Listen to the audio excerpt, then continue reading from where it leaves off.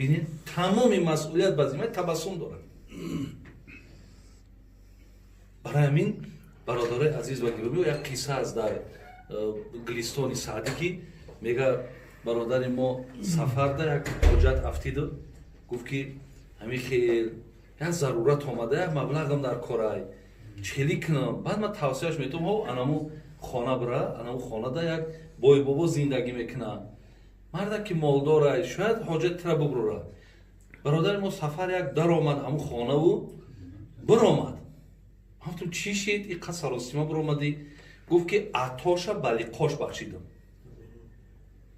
یعنی وقتی من لقای او را دیدم، او رنگ بشره او را من دیدم، من در کار نیست نه مبلغش نه دست ما بگیره، همون چیزی داشته باشه با خودش بخشیدم در کارم نیست. بله مثال بینین که پیامبر میگه بهترین زنه که مردک ببینش خوشحال شود. یعنی همه قریب زن داریم. وقتی خانه دا بدروی برادر عزیز همین زنه که با چهره تازه ببینی، چهره تازه خوبیش در چه که ریزاگی همون رو نشون میده. یعنی همون آدم در همون ریزاگی هست. اگر چنده بگذار اگه کمبود و تنقیصی در همه خواجگی و در همه مثال اویله هست، ولی وقتی همون نشان نمیده و مرده که با چهره تازه، با چهره مثال کشاده، با تبسم، اولا که من نمیگم او قصه را که در حدیث ها خوندیم ایرا که خدا دانای در این عصرها جاری کردن که تو تصویر خنده میاموره لیکن کیفیت داره. مردک مثال میدرومد قدی زنک یک سلام علیک میکرد، زنک در آمدن برآمد پشت دستی مردک بوسه میکرد. من گارانتی میتونم که خدا میدونه دست یگان تمام زنک بوسه کردی نیست که بدرویم پشت دستی ما را بوسه کنه بگم مردک خوش آمدی. بینین و بعد اینه که میبینه که کم ترک مردک خیلی کارش یا بارش وزین تره، در پیش مردک مقصد رقص کنه. زن در پیش رقص کنه که برای مردک اون وقت خشیدن رقص در دیگر جا برای دیگران میکنه و برای تو نمیکنش. بین تعلیمات دین بین که همین کارا را بکی که هم زندگیت مستحکمه، هم محبتاتون خوب میشود.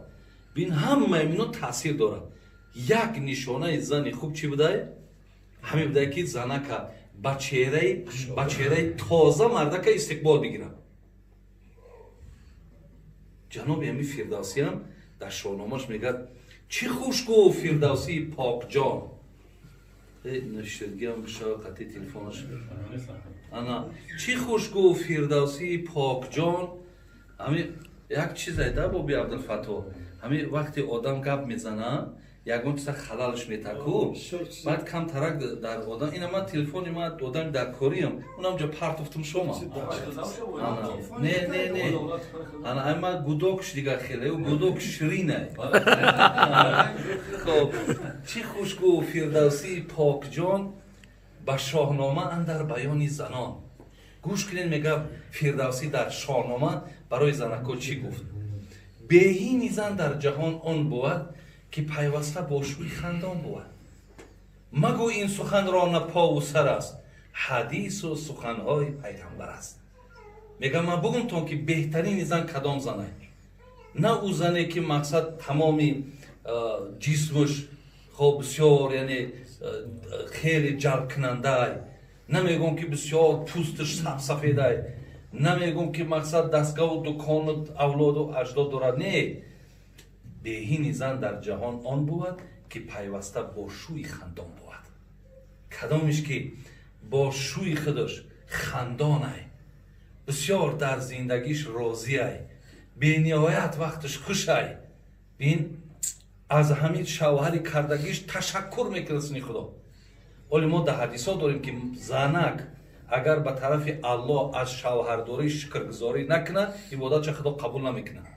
ولی ممکن است زنکا در سخت برسه ای اکبویی چیه؟ اون نمیدونه که این تشکری تو ای با خوبی های زندگی را مستحکم میکنه. شکرگزاری از زندگی با برای فایده جانی خطای. برای این بهترین زن گفتن یکم اشاره شمیه. دو، ایزا امرتها اطاعت که ҳаргоҳе ки агар мардак амрш куна зана ки фалон кора иҷро кун,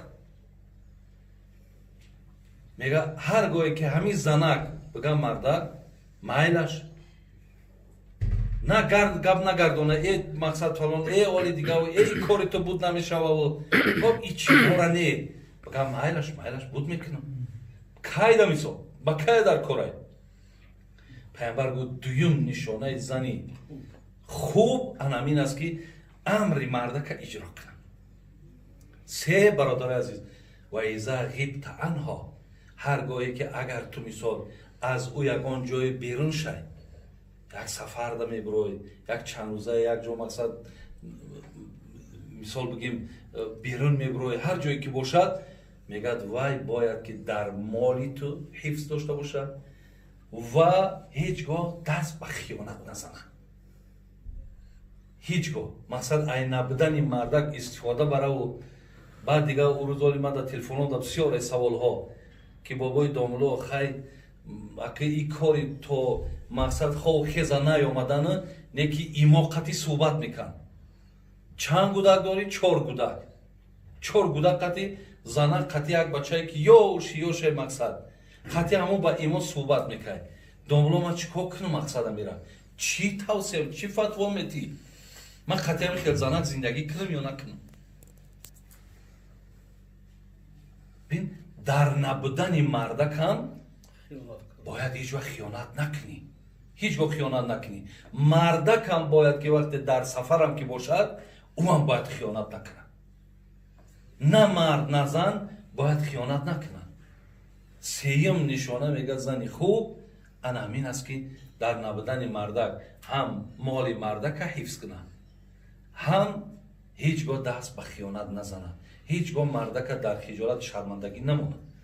ин се чиз агар бародарои азиз мувофиқи ҳадисе ки ман хондам ҷаноби имом насоӣ дар сунанаш меорад, агар ҳамин дар кадом зане ки ҷамъ мешидааст ҳазрат дар мубтадо бигем дар ибтидои суханаш гуфт хайру нисо, вай беҳтарини занҳои рӯи дунё аст.